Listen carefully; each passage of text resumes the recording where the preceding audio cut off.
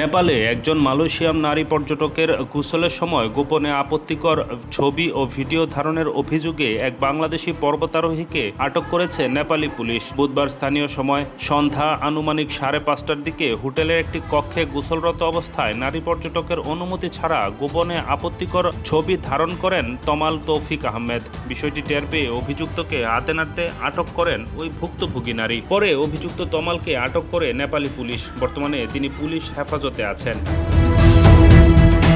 অভিযুক্তর পুরো নাম তৌফিক আহমেদ তমাল। তিনি অলটিটিউড হান্টার বিটি মাউন্টেনিয়ারিং ক্লাব নামের রোমাঞ্চকর ভ্রমণ পরিচালনাকারী প্ল্যাটফর্মের সদস্য।